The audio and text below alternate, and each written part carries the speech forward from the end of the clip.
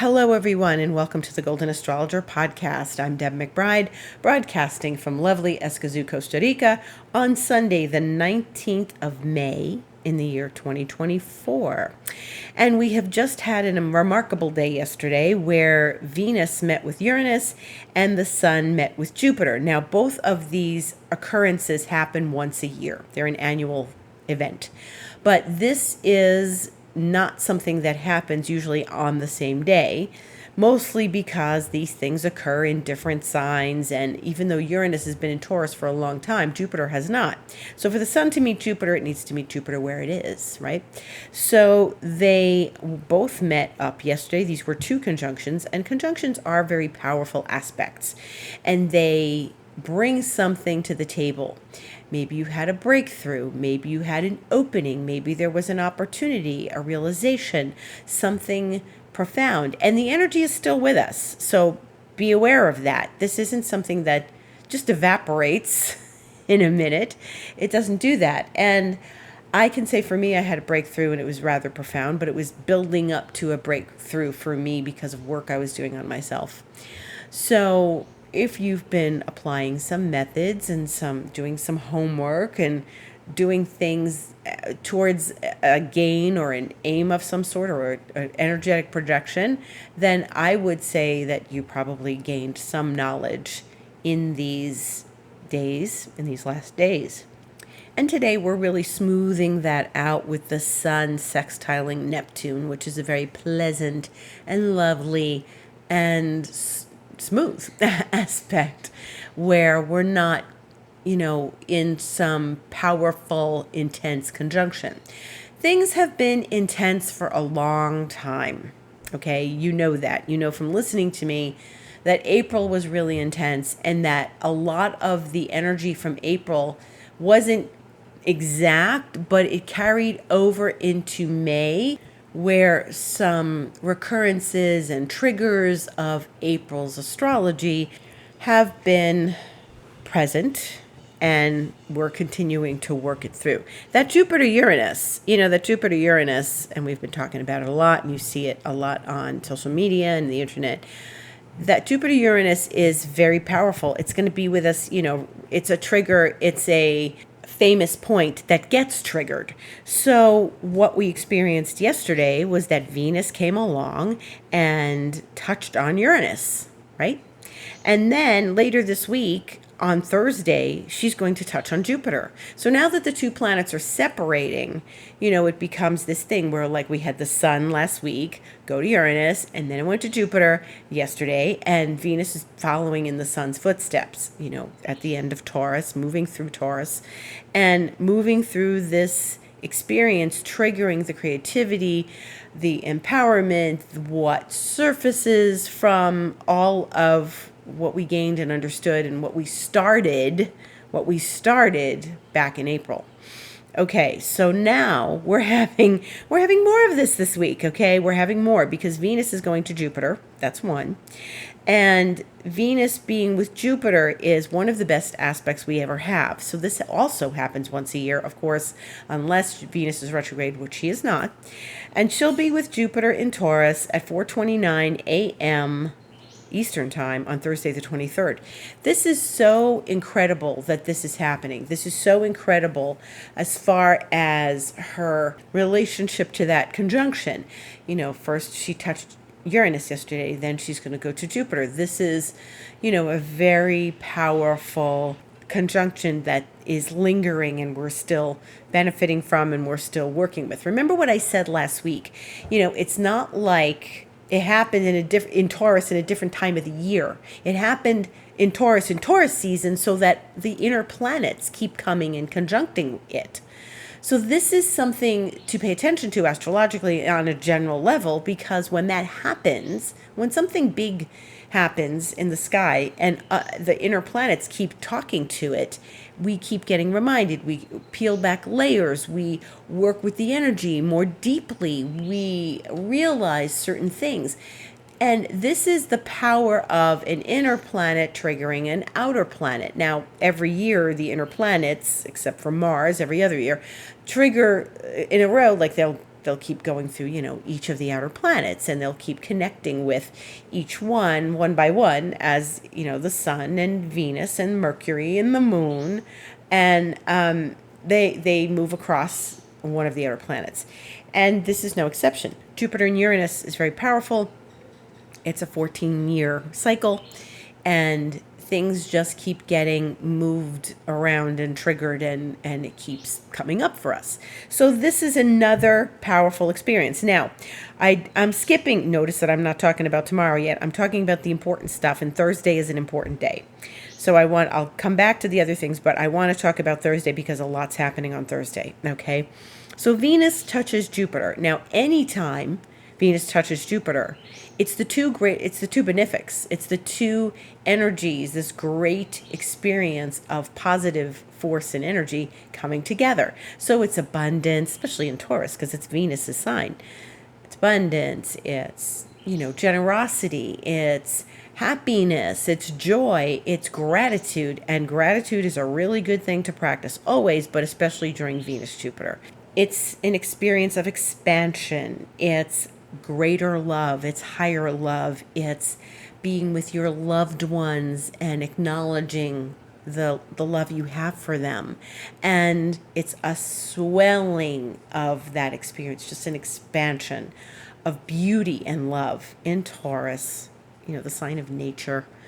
And it's so amazing. So this is an amazing, amazing thing to experience. So this is a great day too. Of course, I'm going to say set an intention. Tell someone you love them. Receive a gift from someone. Buy a gift from someone. Show generosity. Be empathic. Take your friend to lunch. Anything like this is something, a very powerful gesture or act of love and camaraderie and generosity, okay? So that's one thing that's going on that day. Now, the other thing that's going on that day is that there is a full moon. And the full moon is at 2 degrees of Sagittarius, because we're going to talk about Gemini season in a minute. But there is a full moon that day, and it will occur at 9:53 a.m. Thursday the 23rd, and that is Eastern Daylight Time. So it's almost 3 degrees. It's 2:55 degrees. And the sun will be in Gemini. The moon is in Sagittarius. This is a whole different energy, right? This is no more Taurus. This is no more, Scorpio full moon. This is no more triggering eclipses. This isn't the Aries, moon or anything like that coming back around. No. And I tell you, that day with the moon in Aries 2 weeks ago, boy, that was intense. The Chiron and everything. Yeah. This is different. This is a different energy. We like Sagittarius. It's ruled by Jupiter, right? So the full moon is ruled by Jupiter. And what's happening that day? Venus and Jupiter are meeting. So this is extremely beneficial. They're meeting in Venus's sign. The moon is in Jupiter's sign. This is really a powerful, positive day. Sag loves to travel, speak foreign languages, go to far-flung places, loves to have faith in things. And so this is a really good day for expanding your faith. And I'll tell you more of that in a moment. But this is a really great day for diving into something you believe in and really connecting with your beliefs, your faith, where you need to have faith in your life. Maybe in that gesture of taking a friend to lunch, you give them faith about something in their life, or they do the same for you. It's an incredibly powerful moment of Jupiterian Venus energy, okay? So this is very good. We like this. This is something beneficial. If you need to do something or start something, that's a good day to do it. Maybe you are going to look for a new job, apply for a new job, get the courage to ask someone out. Lots of things. Teach your kids something new. Jupiter's about learning. And so this is a wonderful relationship, all of this Jupiterian energy. Now, another thing happens. Venus, after it meets with Jupiter at 4:29 a.m. Eastern Time, at 6:50 a.m., it's going to sextile Neptune, which is what the sun's doing today. Remember I said Venus is following in the sun's footsteps. Venus and Neptune. This is beautiful. This is a very illustrious combination of empathy, of a big heart, of sensitivity, of deep creativity, meditation, visualization, imagination, spirituality. Really good, really good. So Venus sextiles Neptune, and it's a smooth and flowing relationship. So we are looking at a very powerful, positive day. Yesterday was powerful, but it was a little bit of a smack, like, wow, what was that? This is a little smoother because Uranus is not involved like it was yesterday. But Venus and Neptune are having a beautiful conversation, and it's very lovely, and it's gentle, and it's flowing. So this is about creativity flowing. This is about, gentleness flowing. It's about reaching into your heart. It's wonderful, okay? Wonderful aspect. Now, if Venus and Jupiter are conjunct, and then Venus is speaking sweetly to Neptune. What does that mean? That means that Jupiter is speaking sweetly to Neptune. Jupiter is going to do the same sextile to Neptune at 5:44 p.m. Eastern Time. So all day, from the wee hours to the evening to dinner time, how lovely is this? And Jupiter and Neptune don't do this very often. This is powerful. This is beautiful. So I would say that Thursday is going to be active energetically, but really beautiful. And oh my goodness, the level of joy that you can have in your heart, and the level of empathy and generosity and goodwill towards others. This is a sterling day. And I'm so excited for it because it really speaks to good things, good intentions, good spirit, good connections. If you are looking for new friends, this is a good day to go out and try to meet new people, join a group, anything that could bring more love and joy and happiness and friendship into your life. Thursday's a good day for that. Okay?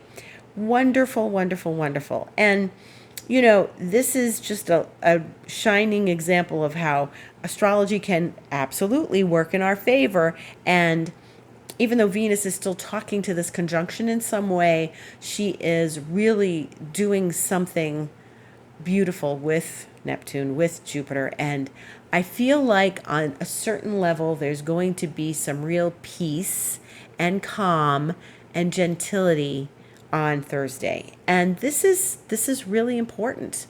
After all we've been through, and we're not finished, all we've been through in these weeks and months. I mean, remember the eclipses started the 25th of March.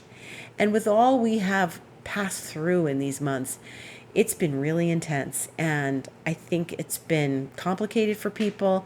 I think it's been a little, disappointing. I think it's been emotional. I think, and I don't want to say disappointing like everything you wanted didn't work out yet. I just think that things don't happen as quickly as we'd like them to, and that some powerful stuff is happening, but it forces change upon us, and it forces change on a very deep level. And it's not something where we want to rush it, but it is something like we're waiting. Well, when is this Jupiter Uranus going to really give me what I need and want? And, it's in my money house and blah, blah, blah. Those kinds of things. I really feel like we've got a lot of unraveling to do. When you sort of raise your energy to a new level, there's stuff from the past that asks us to reckon with it and to clear it away. You have to clear something away before you can replace it with big new energy. You do have to clear old things out before you can replace it. I do have a very positive feeling about all of this. It's just, there's been a lot of, it's just been intense. And, one's nervous system can only handle so much at a time. And I think it's been intense for everybody. I think what happens is hello, Gata Marina. Hi, baby girl. I think what we have is, a process, a deep, intense process that we are all in and that we need to work through and shift and change things. And because we've been sort of called to a new level with that Jupiter Uranus, I feel like we are doing some adjustments in our energy. And I was in a very intense 11-day masterclass in April, into the beginning of May, and it was very powerful, and it changed a lot of things for me. So I feel like we're all recalibrating on a certain level from that Jupiter Uranus, and Venus is going to encourage us, but very sweetly encourage us to go through this. Now, this is the last time that these two planets are going to be in Taurus together, Jupiter and Uranus, because Jupiter is leaving bye-bye on Saturday the 25th. It's going into Gemini for the first time in 12 years. And so so follow me on this one. Now that Venus has experienced this, okay, Venus has touched Uranus and is going to touch Jupiter on Thursday. There's no other planets like Mercury. Mercury's not there yet. Mercury just entered Taurus a few days ago. You'll remember from last week. Mercury's not there to reach Jupiter Uranus. So Mercury's not going to do this. Mercury will touch the point that they met, and that'll be close to where Uranus is. And so that's kind of a heated up trigger point now. And so this Mercury, we'll see when we get there how, it's going to be a couple weeks. We'll see when we get there how that starts to feel based on also the other aspects that we're having at the time that Mercury reaches Uranus in Taurus.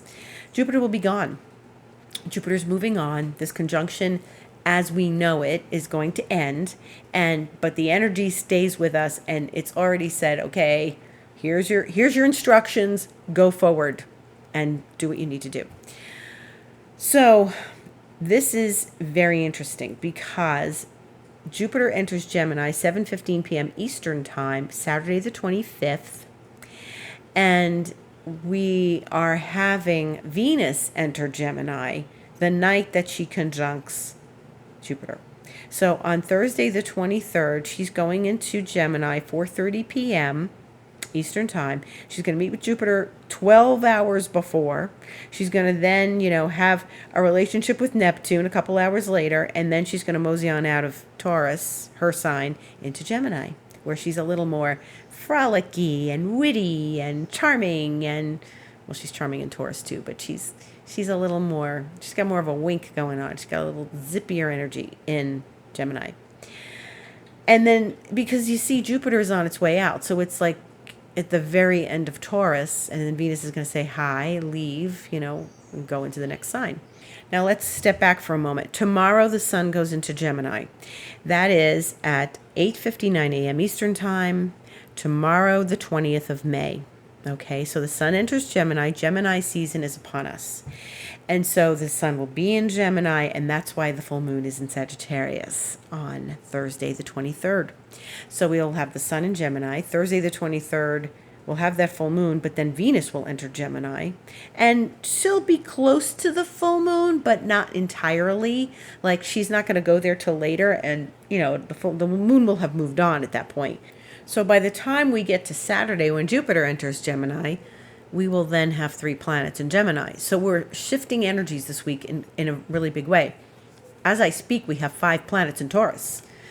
I said Mercury. Remember, Mercury's not there quite where everybody else is, but Mercury's at 5 degrees. And then we have 4 planets all clustered together at the end of Taurus: Uranus, Venus, Jupiter, and the Sun. And so we're having a massive shift of energy out of the Taurus realm into the Gemini realm starting tomorrow. And then we're really going to kick it in with that full moon in Sag because, there's all this mutable energy happening. And then Venus goes into Gemini, then Jupiter goes into Gemini, and here we are. And this is going to be for a little while that we have all of this very strong Gemini signature. And Mercury, which it'll be, it's the ruler of Gemini, but it'll be in Taurus. And Mercury, it's disposed of, all those planets are disposed of by Mercury in Taurus. Now, what's that? Well, that's going to turn down the volume a little bit. Because Mercury in Taurus, while it's not harmful there or anything, it's just slow for Mercury. And so grounding that energy is really good. So grounding the energy through Taurus, through that Mercury in Taurus, is very good. And so all the planets that are clustered around Uranus right now, the latter 3 are all going to shift signs and go into Gemini in the next week. So this is pretty intense, right? So Gemini's fast. Taurus is not. Taurus is methodical and slow and, does things in a very grounded way. Gemini does not. So we're looking at the energy picking up, moving, shifting, changing. And so this is a very strong signature now of Gemini. And even though the Sun and Jupiter met yesterday, they are still going to be relatively close to one another. They're not going to meet again. But Jupiter will be behind the Sun, and so they won't meet up again in Gemini. That doesn't happen. Sun doesn't go over Jupiter a couple of times. It's once and we're done. Too bad, right? But yeah, the Sun and Jupiter met yesterday in Taurus and close to that Jupiter-Uranus. And then we're shifting away from the focus of the Jupiter-Uranus, and we are going more into this next chapter where Jupiter goes into Gemini. And this is a very frolicky, impish energy. And so I think things will speed up, get very positive. It's plotting in Taurus. Plodding, not plotting, plotting. It's like we're plodding on through, we're trudging through the mud. It's earthy. It's slow. It's a plodding energy, one step at a time, very grounded. With this big whirlwind of Gemini coming, all ruled by Mercury, it's going to be a little more intellectual, thought-provoking, mind-bending, but really it's going to be grounded by that Mercury in Taurus, which I think is a good thing for another little while yet. Now, I mentioned that energies from the eclipse and from April are still a bit with us. And that is because Mars, which is in his own sign of Aries, and which is where the eclipse was, Mars is going to reach that eclipse point also on Saturday the 25th. So Saturday the 25th is another profound day. So I think the big days this week are Thursday and Saturday. Mars was not anywhere near that eclipse. It was in Pisces. And so the 19 degrees of Aries that the eclipse happened at has been triggered one by one by things. And now Mars is going to get there. So this is important for so many reasons. First of all, the eclipse is being triggered again. And Mars is the ruler of the eclipse. Now remember back during the eclipses, I said all of this is ruled by Mars and Venus, and they were both in Pisces. Okay, both eclipses were the Mars and Venus realm. But now we're really seeing Mars visit the point. It's like as if something happened in Mars's house, and now he was away on vacation, and now he's coming back to his house to see what was going on, just what happened while I was away. And so Mars is going to put his hands on his hips and stand there and say, all right, let's see this eclipse energy. I want to see what was going on while I was away. And so Mars has arrived at the eclipse point. This is not an accident either. This is another function of how the zodiac is working these days. Mars could have been at a completely different point in the zodiac, not coming to this eclipse, but it is. And here we are. It'll be Saturday the 25th that Mars arrives there. So I expect information that you experienced during the eclipse and energies and emotions and anything that you were dealing with during the eclipse, I expect it to be revisited next weekend.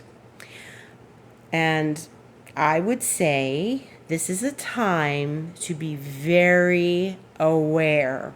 Mars is in Aries. It's his own sign. It's the warrior planet in the warrior sign. I would definitely say that you need to take one step at a time and watch everything you do. Okay, it's in Aries now, right? Okay, we know that, but it's been there for a little while. These next days at the end of the week and into Saturday, I would venture to say you don't drive fast, you don't get triggered and get into an argument, you don't call someone names, you don't say something stupid to your best friend or your lover or your partner or your parents or your kids. You pay attention. You pay attention, you stay aware, you hold awareness in your body. Every move you make, you are doing it with awareness and sensitivity. Mars at the eclipse point could be really volatile. And the last thing you want to be doing is getting volatile right now. And with so much in Gemini, It could be words thrown at each other that are just wrong, And so you don't want to do that. Don't let yourself get hot-headed. Please don't do that, okay? Take a breath, step away, go for a walk, have some water, go make a cup of tea, go for a walk in nature, go exercise. Do something that's going to cool your fever. And I mean it, cool your jets. This is not energy to be played with. It's, it'll be about a month and a half since the eclipse at that point. We're way past the season, but you do need to pay attention to the planets that rule it. Mars is coming back to his house to see what went on while he was gone. And he may not be happy. And we just need to sort through our feelings, our emotions, be there and be present. Look, we're going to have this stellar day on Thursday. And I really would hope that carries over to this eclipse energy that's going to be triggered again on Saturday. When this happens, okay, when this happens, you can take this in any direction. You have control over your life. And this is something I want to tell you time and again. We're all empowered people. We may not think we are. Circumstances or people in our lives may tell us we're not, but we are empowered. We have more power than we think. And believe me, I have found that out in recent weeks. We are more empowered than we think. We have so much power. So you have the power and I have the power to not allow ourselves to get in a, kerfuffle. There's that word again, a kerfuffle about something on Saturday. You can take this powerful energy of Mars and say, I'm going to use it for the good of my life and those around me. I'm going to maybe use the energy to start a new exercise program, okay? Maybe I'm going to use this energy to start something new and creative. Maybe I'm going to use this energy to go to the next level with my creativity, with my work, with something in my life that I've wanted for a long time. So this is very important, and it will bring some information from the eclipses. So what was going on then, and how were you feeling, and what was it about? And when you maybe look back at your journal or something, and you'll say, I was thinking about this then. Yeah, you were, because it was up in your face because of the eclipse. And, Mars is going to come to that point on Saturday, and then next week, and linger there. Mars doesn't move as quickly as the moon or Mercury. Mars is going to linger there, and then Wednesday, the 29th, as we get through to following week, which we'll talk about next week podcast, it's going to meet Chiron. And remember that Chiron was part of that eclipse. So Chiron has moved on a bit. That's why Mars is not triggering Chiron the same day it's getting to the eclipse point. But really, it is very, very important to pay attention to this energy and to not let yourself get carried away. Don't go off and like a smoking volcano and shoot it at somebody, okay? Just take a breath and do something to distract yourself and get distance from whatever could be happening. You might not get angry. You just might get emotional. It may come back up again for you to really, connect with what process you're in and how to move through that process, okay? Maybe this is the last of the process. Mercury's past the eclipse. Everybody's past it. I would venture to say that Mars is going to be the last hurrah at that eclipse point, and we don't have to think about it again for a while. Okay, we got eclipses later this year, but it's been a while since the eclipse. It's been a while since they're over. But I have to say, time is time, and we always say, God, can you believe that was like 6 weeks ago? Sure, I can believe something was 6 weeks ago. I can also believe that energy is still with us, and that's why it doesn't feel like it was like 6 weeks ago. It feels like it was last week, because so much keeps getting triggered from the eclipse, from the Jupiter-Uranus. It's so much triggering that each of us is having a hard time moving forward with our process, because I think we keep getting sucked back into something that we were experiencing in April because we're not finished. This isn't just like, oh yeah, why do I keep getting sucked in? You're not finished. We're not finished. And so Mars is saying, you're not finished. You're not finished. Venus is saying we're not finished. So the relationship planets are asking us to take one more deep dive into April's energy and work with it and really set our sights on and our energetic projections on something we really want to happen. You know, we're in a different time now where we're going into Gemini season. We're talking about aspects that happened back in Aries season when, it was spring in the northern hemisphere. And now we're moving into almost summer energy in the northern hemisphere. And here we're in rainy season, thankfully. And so it's a real stickler that next weekend. Okay, so much is happening, and every week I say this to you, right? Every week. Last week I titled the podcast "Another Action-Packed Week." Yeah, because it was. And I watched energy surface this week, and it was so profound to watch things come up and then realize what they were about, where they were coming from. But remember, if you start if you had your energetic projections, your goals, your things that you were like, yeah, I want to do this. Like Deb said, set intention, that Jupiter Uranus, set intention, and that new moon eclipse, set intention, right? Those intentions are being met. They are being met. And anything that's an obstacle to your intentions that you set back in April, anything that's an obstacle is now coming up in your face. And I expect more of that this week. But not so much Thursday. I think it's going to be like, wow, I'm really making progress with this. Wow, I feel good. Wow, look how far I've come. With Mars, it might be, I've really got to put the pedal to the metal here and make things happen the way I want them to. Any intentions that we set, any work that we've done on ourselves has been profound during this time. And I really believe that we're in a different mode now. We're in a different mode, each of us. And I don't think anything's the same. I think we've all, whether consciously or not, unconsciously, we've decided upon something new for our lives. And anything that's standing in the way of that new paradigm for ourselves. This has been a big year. There's been new stuff. And you may feel that there are still obstacles to be overcome. Yes, there probably are. But anything that's standing in the way, we've been working this out these last weeks. And we continue to. I really feel like once Mars crosses over that Chiron and moves on, and then Mars is going to get to the Jupiter-Uranus point, but not for a while. But we'll see. It may be watered down at that point. Mars will eventually cross Uranus. That's always exciting. It's always exciting. And it hasn't crossed Uranus and Taurus since 2022. And that won't be till Mars is well into Taurus. It's going to be a while. It's going to be weeks and weeks away. But I really feel like we are on a path. We're on a trajectory. And it's exciting.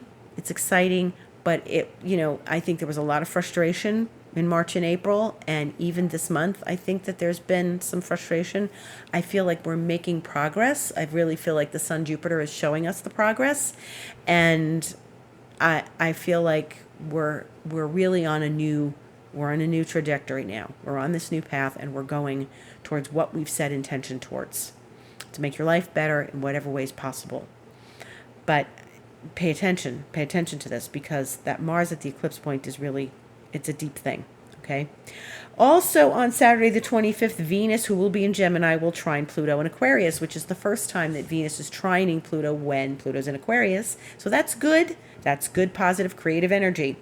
So we like that. We have another trine that day. That's really good. And Mars will be hanging out there for a little while, but the moon will be in Sag, from Thursday in the AM, it'll go into Sag, and then Friday it'll be in Sag, Saturday be in Sag, and then late morning, 11:36 AM on Saturday, it'll go into Capricorn. That's Eastern time. And then it'll be in Capricorn the rest of the weekend. But really, we've got upbeat, positive Gemini energy coming, everything with a little bit of a wink. And then, I think the only real stickler this week is that Mars at the eclipse point. I think we've got some good, smooth things happening. Yeah, the moon is going to be in Scorpio from tomorrow into Tuesday, Wednesday, until it goes into Sagittarius. It'll go into Scorpio 6:34 p.m. tomorrow evening. Now, it is going to oppose all that Jupiter-Uranus for the last time that Jupiter-Uranus are in the same sign. But Venus is involved this time. So that's going to be later on Wednesday, 4:24 p.m. Wednesday, and then the wee hours of Thursday to opposite Venus, opposite Jupiter. So the moon opposite Venus is going to be fine, and the moon opposite Jupiter. I think it's not going to be like it was the last time. That was a month ago when the moon was in Scorpio, 4 weeks ago, when it really triggered that Jupiter-Uranus, and it was right around the time it had just been conjunct. So I really believe we're going to be fine. It's just watch that Mars Saturday the 25th, okay? Keep your head, keep solid, keep steady, stay grounded. The only other aspect is the Sun will also trine Pluto on Wednesday the 22nd. So anything that's going to Gemini now is going to trine Pluto because of Pluto. We're in early Aquarius, still in early Aquarius. So Sun enters Gemini 2 days later, trines Pluto. Venus enters Gemini a couple days later, trines Pluto. And then once Jupiter goes into Gemini, that'll be part of next week. Jupiter's going to move into that trine, but that's for next week's podcast. I don't want to have nothing to talk about next week. So moving into Gemini season, and I thank you for listening. If you would like to join me in an astrology session, you are welcome to do that. Please contact me through my website. You can go to thegoldenastrologer.com and click book now, and you will receive a place to have a session. I'm on Instagram, The Golden Astrologer, and I have done an alchemy masterclass. If you're interested in purchasing that and seeing what is possible by working with me as a mentor, well, then I invite you to do that. Contact me, or you can go to my website and choose alchemy one-time class, masterclass, and you can purchase that there. It's $97, and you can watch me work with someone, and you can get a taste of mentoring. And if you want to be a mentee and you want to work with me, contact me, deb@debmcbride.com, info@thegoldenastrologer.com, and we can talk about it. It's been a long podcast. Thank you so much for staying with me. Thank you for listening. Gratitude to all. Have a beautiful Gemini week.